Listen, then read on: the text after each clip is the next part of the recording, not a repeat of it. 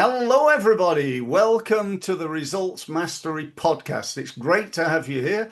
If you've been here before and you've listened to me before, then thanks for coming back. And if you're new, it's great to have you here. My name is Steve Mills, and I'm very lucky to have a guest with me today whose name is Debbie Bryan. Now, Debbie is a mentor. She's a high ticket speaker. She's a TEDx speaker, which is, I want to ask her about that because I think that's just a fantastic achievement that she's achieved. And she's also a business strategist. So welcome, Debbie. It's great to have you here. Thank you ever so much for your time, and I'm really excited to listen to what you've got to say. Do you want to kick off by just telling people, I know I've given a little overview, but a little bit more about you and what you do, please? Well, thank you, Steve, for inviting me. I'm really happy to be on. So tell you a little bit more about myself. So I actually started as a coach around about 25 years ago in a call center, Okay. and then got made redundant from the call center and then managed more businesses from there. So I've been in that kind of arena of like looking after businesses, having my own businesses and looking after businesses and CEOs and entrepreneurs for quite a long time and seen quite a lot of changes. Okay. I always wanted, when I was going to events, I always used to look at the speakers and think, I want to do what you're doing. I don't know what I'm going to talk about, but I kind of want to be up there, but never really wanted to admit that because I had very much an imposter sitting on my shoulder going, who's going to listen to Debbie from Swindon? And Yeah. actually, the first time someone asked me to speak, I was who's going to listen to Debbie from Swindon? I was really intimidated in the room. And so it was only probably about 4 or 5 years ago that I'd kind of got this bug of wanting to be a speaker, wanting to get up there and talk, but wanting to be a certain type of speaker. And I was an awful speaker. I was terrible. I was so fast because I didn't want to take up people's time. I would speak all in one breath. So I was nearly falling over by the time I finished. I would blush. Oh my goodness, like, in my 50s, still blushing. And then I would finish really abruptly, like, okay, it's over. And people would just look at me all surprised as if to go, Oh, didn't know what to do. Yeah, there was no end to it and stuff like that. So to be honest, it's really surprising that they gave me a TEDx. To be Right. honest, I'm not I quite know sure how that exactly worked. where you're coming from. I'll just tell you briefly about my first experience speaking. As you know, I used to play table tennis at international level, and I used to earn quite a bit of my money, a good like 75% of my money, in the summer doing table tennis exhibitions all around the country, around the holiday camps. Anyway, one day I'm at Pontins, Camber Sands, near Hastings. We're in the main ballroom. We've got about 5,000 people watching this exhibition. Okay. And 2 minutes before we're due to go on, the guy who used to come round with me, who was the compere on the microphone, got an emergency phone call to go to reception urgently.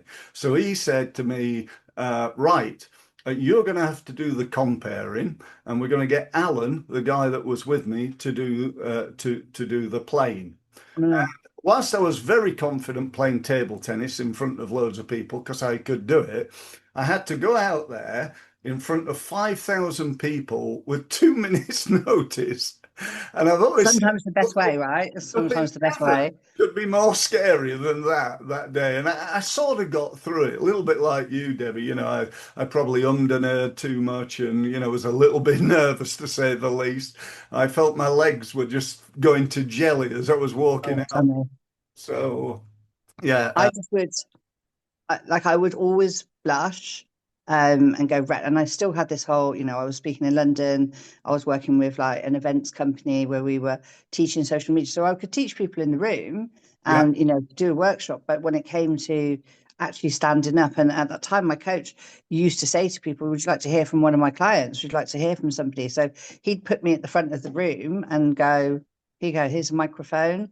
And yeah, that was kind of, I suppose, my deathly induction. And so what I did was I not made a story up, but I created a story. So I Uh, created a story about how I'd worked with him and how that had benefited me in terms of like winning a very big contract afterwards. And so I had this kind of persona that could go up and speak, but it was never about me. It right. was very much like, this is what I'm going to try out, to the point we went to a venue in Leeds, and I think there was 400 people in the room. That was kind of the biggest audience, and I could tell this story. Yeah. So I kind of took the microphone, and afterwards, there were 3 or 4 of us that kind of took the stage. After somebody said, "We thought you were actors," so it got so slick. Right. They thought that we were hired actors Yeah. to Fantastic. promote, which is a shame, really. So it kind of gave me that confidence, but then it took all my confidence away about talking about myself, Yeah. Yeah. Yeah. Yeah. and then that was quite scary to then have to go and talk about something that What wasn't would about your, business. yeah, what would your, for somebody who's listening today and thinking, oh wow, yeah, I'd love to be like Debbie and be able to speak in front of audiences, or whether that's just like because they're doing that as part of their business, or whether they'd like to be a professional speaker. What would, I don't know, your best advice be for somebody like that? So I think you have to feel confident about what you're speaking about. So if you're the best person to do speaking about your business is always you. There's no one else that is better than you to talk about your business, because you've grown this business, you're passionate about it, you dream it, live it. So you're the absolute best person to go up and speak. They call it founder marketing now, is that the person who's founded the business is the face of the business. And that's very 2025, 2026. Anybody who's trying to be too professional and pre-recorded and getting other people to talk it going to be less successful, because people want to buy from people. So my biggest tip is to get the clarity on what it is that who you help, how you help, and why you. That's the 3 things that if you can understand that, and that's for anything. That's if you're coming on a podcast, if you're going to a networking event, or you're standing on stage. If you can really quickly let people know who you are, what you do, and who you help, then you'll polarize the audience. You'll become magnetic, because they'll be like, I need to listen to this person because she's talking to me. Yeah. I did a lot of digital marketing prior to the lockdown, and so we build ads with that top line that interrupting the scroll type thing. And so speaking is a little bit like that, really. It's like getting people's attention, getting the 20% that are interested, and repelling the people who are not interested. So it's very much about the clarity of your message, but also not being frightened to understand that most of the room are not your people. Yeah. Okay. There's more in-depth stuff than that, but that's kind of that very first thing, is to get up there and have something to talk about that you love. Yeah. No, I get that. Okay, so TEDx. For those of you who don't know of TEDx, and I suspect that's probably about 5% of people, most people will have heard of TEDx. It's my perception of it is it's probably the world's biggest platform as a speaker to get on. They take the best of the best and they give them the opportunity to go and speak on a TEDx stage. And I think I'm right in saying, Debbie, they're in various countries, or every country. Everywhere around the world now, there are TEDx. So there's TED Talks and there's TEDx. So TEDx the regional, and the TED Talks would be, say, like London and New York. Right. So there's slightly different. There's a different format to them. Okay. So why did I do a TED Talk? So Oh, it's a how? funny. Why and how? Well, so Understand first the of all, why. the why. Great, but I, I yeah. wanted to be a speaker. So I'd left the corporate events and stuff that I was doing, and I was then trying to find my feet and what I was talking about. So first of all, I way back like 15 years ago had a car accident. I was a hairdresser at the time. So I was a hairdresser with a very badly broken leg. Couldn't walk for 6 months, and then eventually was told by my doctors that I would be in a wheelchair at 55. I'm 57 now, but I would be in a wheelchair at 55, which was terrifying. But as far as I was concerned, that wasn't going to happen to me. That was the rules for other people, but it wasn't the rules for me. So I came out of the salon, built bigger salons, bigger businesses, and ultimately had other stuff going on that didn't mean that I was going to stand behind the chair, because that was one of the problems. So all this time trying to avoid being in the wheelchair. So on a whim, I was just like, in the spirit of use it before you lose it, my friend said, do you want to do this bike ride in India? And I thought, well, yeah, might as well have the adventure now, as opposed to when I'm in a wheelchair and won't necessarily be able to do it. So I just signed up one Saturday morning. I signed up, I paid the deposit, 500 quid, and we were away for 12 days. And so I looked at, the itinerary for 12 days, 370 kilometers. That's about 25k a day. Anyone can do that.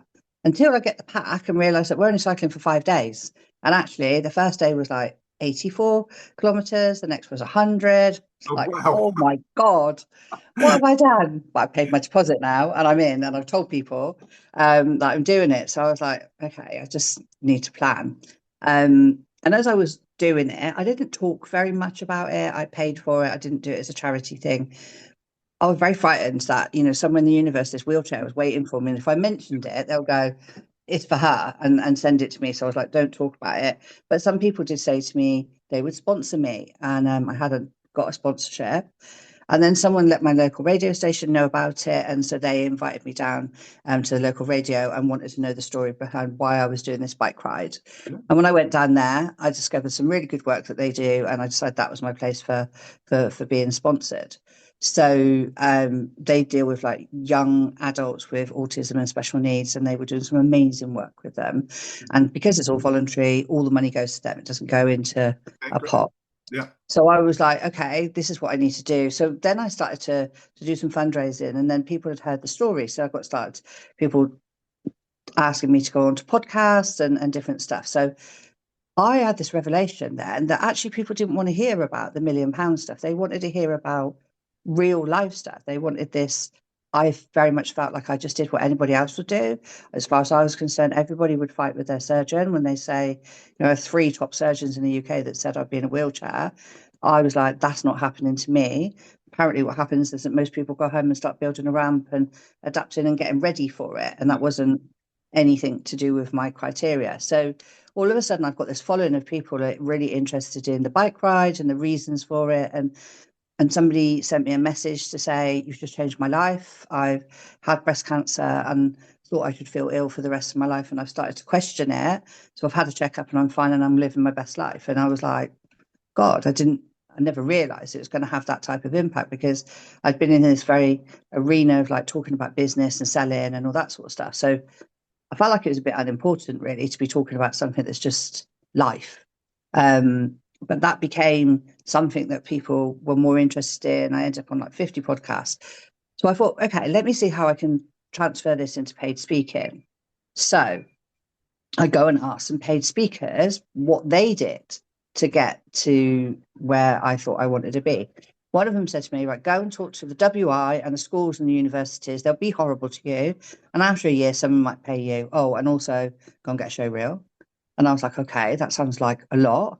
And then another one was like, well, I traveled the country for 5 years, going to events that I wanted to speak at and to meet the organisers. And sometimes the speaker didn't turn up. And that's where I got my opportunities. And I was like, well, that's also like, those two were not kind of, I don't have time for that. I'm in my 50s. So I was like, okay, I kind of believe that life is like a game of snakes and ladders. So I'm like, okay, where's my ladder? Where's the thing that's going to pivot me without having to go all the way around the board like these guys did? And I decided that a TEDx would pivot me further up the board. Sure. So that's kind of, I set my sights on this TEDx.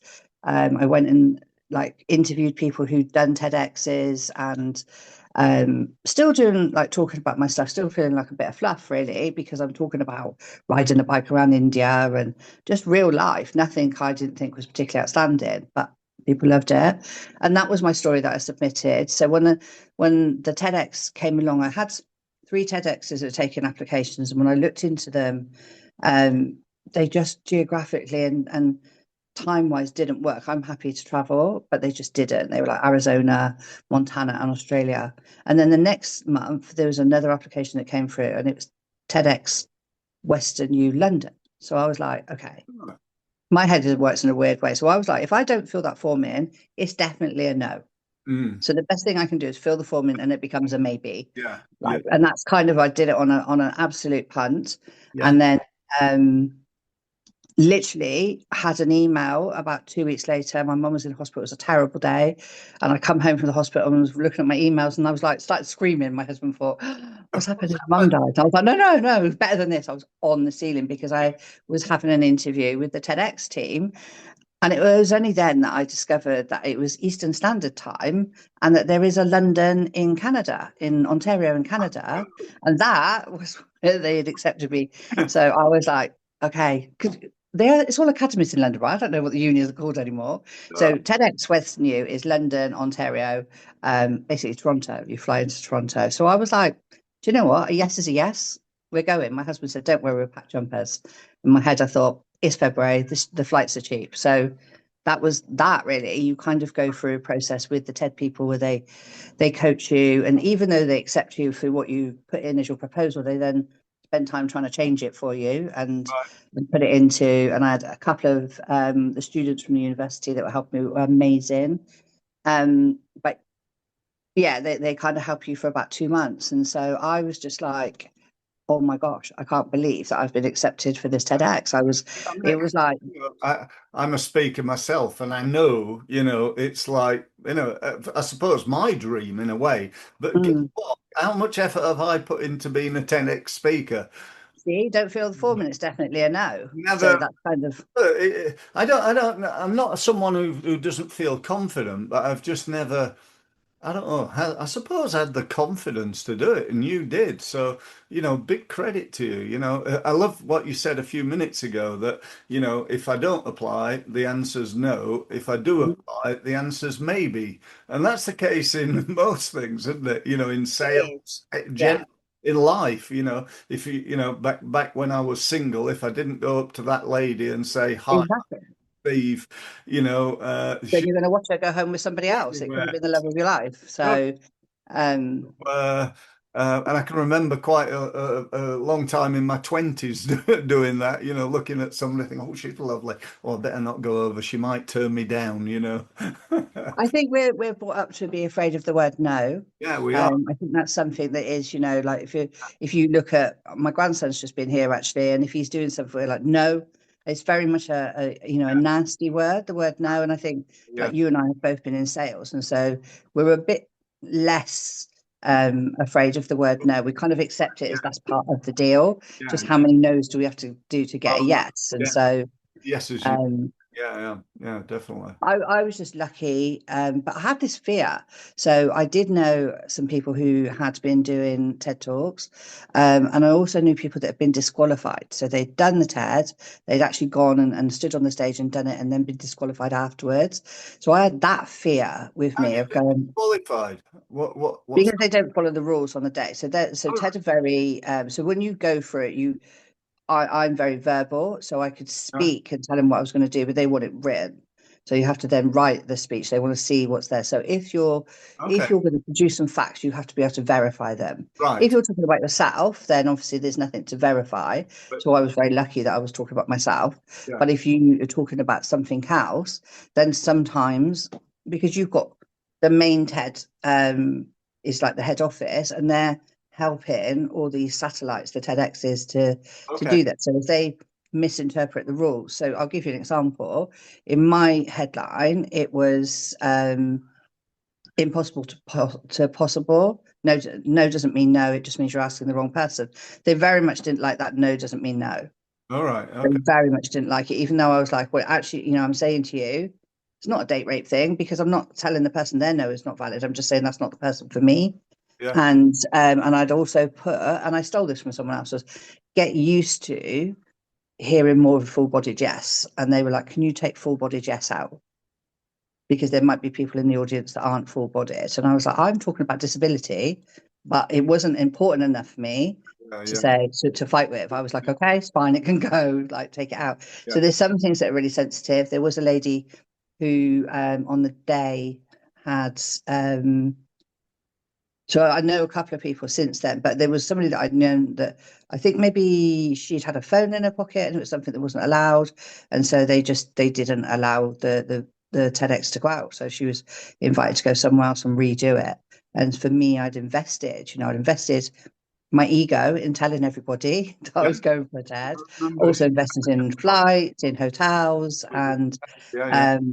yeah, everything. I put everything on the line. So I was really scared. And it wasn't until the week before I told my coaches and said, well, I'm just really worried that this could happen. And they were like, oh my gosh, you were the first person that we picked. Every part of the judging committee loved your story Right. and loved what you were saying. So you were never, and I was like, "Oh, Yeah. Yeah. maybe you could have told me that 2 months ago, it would have been nice. Yeah. But Yeah. sometimes you need that fear, You right? do. You You need that, do. that for me, I do Like sometimes going need to the that. next level, isn't it? It's like Yeah. in a Yeah. sport, competing at, you play something in a local league and then you get called up to the county team, and all of Mm. a sudden you think, oh, I'm not sure I'm good enough. And then one day you get to represent your country and you think, oh, I'm Yeah, playing. I mean, the imposter sits with all of us, doesn't it? I know, It's an absolute. and that's the funny thing is I did the TED Talk on the Friday, and then in my head, speakers were like the people who are earning 20 grand for a keynote. And because I knew TED Talkers between 12 and 20, a guy that I worked with, Corey Poirier, he's done 4 TED Talks now and he commands a really big fee. Yeah. And the day after, I was like, oh, can I call myself a speaker now? Like the day after I'd stood on the stage on the red circle, You like, can I can't. call myself a speaker? I remember thinking to myself, I thought, oh my gosh, Deb, like, what else do you want? What else do you want to How much verify? more can you be? Yeah, what else do you Credibility, want? Do can you want to you? be? But Yeah. also, my nature is such that in the beginning, so it was February, it was that January, I was like, how do I top a TED Talk? And I had to stop myself and go, why don't you just enjoy this process? Really immerse yourself in this process and then worry about how you top a TED Talk after that. Yeah. As such, on the Saturday, I wrote to a load of speaking agencies and got signed up. So I was like, next, Yeah. what's next? Yeah. But yeah, I mean, it was like, it's the single career wise, it's the absolute best thing I've ever done Yeah. in speaking. If you enjoy it, and I know a lot of people, I think I've read somewhere where speaking in front of people is like the number one fear, of people fear speaking more than dying, or Yeah, or anything like that, being eaten by crocodiles and things. But if you enjoy it, it is really exhilarated, isn't it? It's a fantastic. it's addictive. It's very addictive. So once you get past that, so for me, the blushing thing was a big thing. And I remember speaking one time and I was like, oh, I'm blushing. And my coach at the time literally screamed at me and went, I won't repeat his words, but he was like, no one cares. No No, one cares that you're blushing. Just shut up. We're interested in what you've got to say. yeah, And I never stopped blushing, but I never ever mentioned it ever again. Never mentioned it no. ever. And then eventually did stop I think because it that, wasn't that is a something. mistake that a lot of people make. I've seen it so many times. Especially at these like networking events, they stand up and they go, "Oh, hi, my name's Fred Bloggs. I'm not really very good at speaking in front of people, but I'm here to tell you about this." And it's like, Oh, yeah. like saying I'm rubbish, but I'm, I'm doing it Yeah, anyway. I'm going to take your time up. I'm not. I don't even think I'm But, good enough to listen to. So, that's when people get their phones out and stuff like. You've got to have like, and I've learned. Obviously, it's a year and a bit, but you've got to have some swagger. I mean, sometimes, there's never a stage that I get onto that I'm not afraid. I think you saw me first time speaking at the Global Author Awards when we were in London, and that was my very first time I'd ever spoken. And I think I just said that I was really lucky to still be alive after the accident, etc. When I look back now, I cringe. I just think, oh, God, what was I doing? But that was my first time, and I know my voice was Well, shaky. I tell you what, I was there and I would have never known that that was your Oh, first. really? No, My no, first time no speaking about way. me. I thought you'd done loads of these. You were. No, Oh, wow, not wow. this time. That's That was interesting. my first. My first one, like actual talking about me and not a business, not about something else. Because that for me was a big, big difference of the imposter syndrome, and also like I'm known for helping businesses and coaching and Yeah, stuff like that. And then all of a sudden I'm talking about something with feelings. Hello, feelings of like nearly dying, spending 6 months. I mean, 6 months I spent as a hairdresser in a gym, and I couldn't walk. I couldn't even put my foot on the ground. I was yeah, total non-weight bearing on that leg for 6 months trying to run a hair salon. That was very tough. You don't fit into your own life, and no, so that adaptability, and then thinking that I'd got better, going to see these free top surgeons because it was a car accident. So they wanted me to go to court, and they were all three of them went, you deserve everything because you're going to be in a wheelchair at 55. And I was like, no, I'm not. I'm not going to be in a wheelchair at 55. And so then when I did the bike ride, I'd learned how to, I chunked it down. Like, there's a whole story on that basically of like the motivation to do this bike ride that I was terrified of. Like so terrified that I was going to fail, that I was going to come back in a wheelchair. I yeah, got to the stage where I could cycle 50 miles from not being able to cycle like hardly at all. I don't even know how to change gears. I don't know how to change a chain.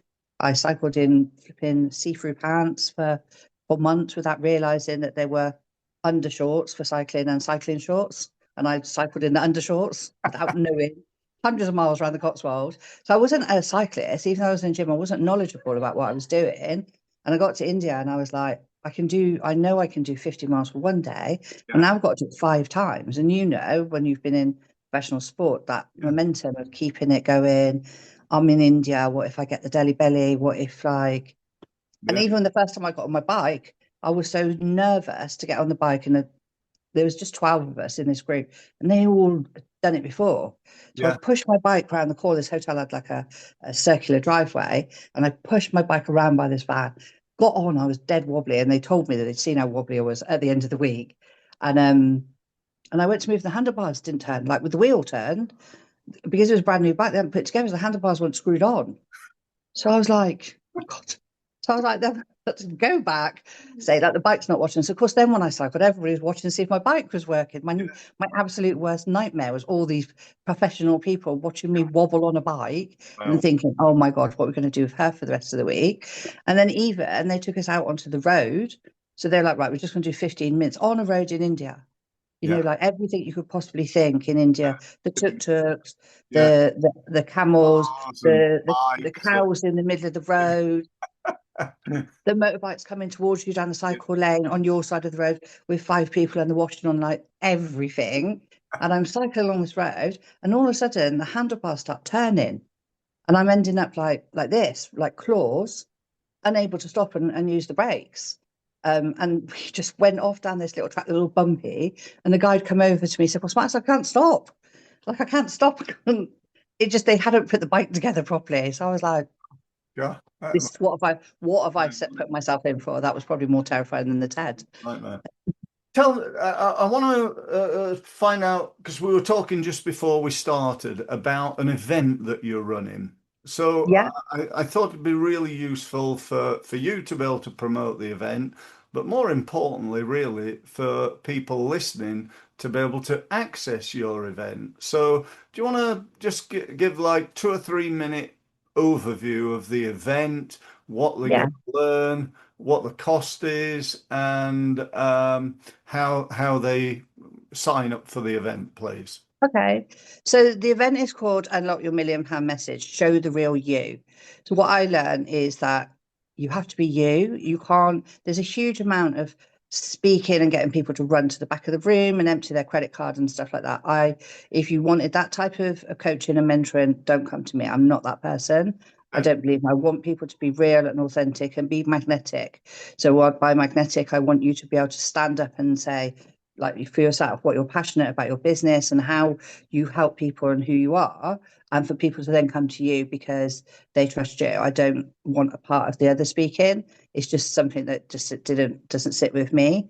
So I'm very much seeing in networking and in business is that people are the best kept secret. So you're great in your industry, absolutely probably the best person in your industry, but nobody actually knows that because you don't have a message that tells you that. And That's so it. what happens is somebody who's not as good as you is walking off with all the trophies. Yeah. They're walking off with your clients Yeah. and they're walking off with all the glory. So this workshop is really, it's not necessarily about you making £1 million.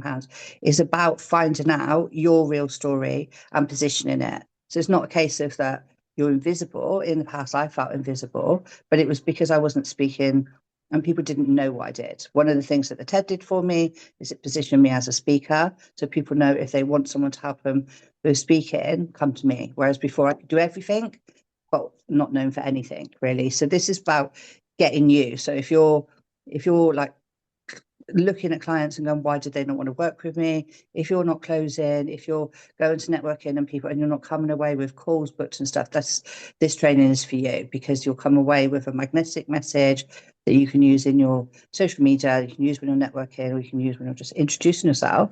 Yeah. You'll come away with some confidence and a story that tells a story of why you're doing what you're doing and how you can help people. And there's a structure of like, I can speak now and I'm very confident, but I wasn't always like that. And so your story is your journey and then how you can help somebody else, and a framework so that you can literally show up and be comfortable in what you're doing. So that's what the workshop's about. It's a 90-minute workshop. It's Yeah. on the 1st of July. It's going to be a virtual workshop. And I'll drop the link. It's on Eventbrite. So Okay. for anybody who's listening to this, if they use the code Steve Mills, then it's £20 plus the Eventbrite thing. You'll get £10 off. Okay. Fantastic. So if they want to come along, it's not, you will learn something. I'm not about doing a webinar and then you come and I'm going to kill you with slides. This is really taking what I've learned. And I've used this with a lot of my clients, one of them of which has just got a TEDx this week, but we're not allowed to tell anybody. Okay. So I've got a couple of people TEDx's. Pardon? I I said, know. you I have was to kill me. I just had this voicemail from him screaming down the phone at me and going so excited. Yeah. And yeah, and I was like, can we put this out? And he's like, no, not yet. You have to wait a little while. Yeah. But I've got, I've helped other people get TED Talks, but the thing is with the TED Talk is it's very hit and miss. Yeah. There can be some people go for 100 applications and some people do it in 10 applications. There's lots to go over, and I will go over that a little bit in the talking of Okay. the TED, really, just because there's specific things that they want. For example, they don't normally ask about business, they don't want religion, they don't want spiritual, they don't like any of that because it's not quantifiable unless you can make it quantifiable. So so that's the workshop. Really happy if anybody comes along to that because you get great value. Yeah. Okay. Great. Well, I know Debbie. We've known each other for quite a while. She's part of a group that I work with on LinkedIn, helping businesses and getting our message out even more. I can fully vouch for her. So get yourself signed up. It's 20 quid. It's online. You don't even have to travel anywhere. So I'm sure you'll get some real value out of it if you're interested in speaking and specifically improving the way you do it, which we all need to do. If we're called to do that, perhaps at a wedding or stand in front of your team in your business, or at a networking event, or perhaps like Debbie would like to be speaking on stages all over the world. So either way, I'm sure you'll gain loads from that. So it just sort of leaves me to thank you, Debbie. Thank you ever so much. It's been really interesting listening and talking to you. Really enjoyed it. If somebody wants to find out that not necessarily about the seminar, but like to know more from you, maybe hire you Yeah. as a speaker, where do they go? What's the website there, Debbie? So if they go to debbiebryan.com, there's an opportunity on there to book a call with me. So you can book a free 15-minute call. So if you want to book me as a speaker, my media pack is on there. If you want to find out more about becoming a speaker, you're not available for the workshop, then again, just book a call with me and we can chat for 15 minutes and I can tell you if I can help you or if I can't. I'm very much about, be the honey, not be the bee. I want people to be attracted to you and you're not having to run around and do stuff. So if you can, I feel like your brand is how you make people feel. Yes. And what you can do for them. So there's a bit of branding in this exercise and a little bit of mindset as well, I guess, in it. But it's if you can make people feel like you can help them with their problem or their pain, then by speaking and telling people who you are and how you can help them, you're doing a service to people. Brilliant. Okay. Right. Just remains for me to thank everybody for listening. I hope you enjoyed it. I'm sure you did. But like every single time I do this podcast, I say, ultimately, knowledge is a waste of time. The application of knowledge is everything. It's what you do with what you learn that makes the difference. So I hope you enjoyed it. I hope you valued it. But most of all, I really hope you used the tools and ideas that Debbie shared today. Thank you ever so much for listening. Just to remind you to subscribe if you're watching this on my YouTube channel. If you're listening on my podcast, perhaps you're on iTunes or Amazon Music, then subscribe to my podcast so you don't miss all the other stuff that comes out in the future. And we've got about 7,000 to 8,000 people on listening to my audio version of the podcast. So, podcasting's brilliant if you run your own business. It's a great way of getting to speak as well. So thank you ever so much for listening, and I look forward to speaking to you again next time on the podcast. Thank you. So, thank you for listening. And if you've enjoyed this podcast, and even more, if you've benefited from it and you'd like to know more, you'd like more of my help, and you'd like to benefit from my nearly 30 years of experience working with and learning from the leading experts in the world in the area of sales and marketing, then here's what you need to do next. You need to go to my website, which is results-mastery.com, and use the gold button to book yourself a meeting on a one-to-one basis with me. Thank you very much for listening again, and I look forward to speaking to you very, very soon. Thank you.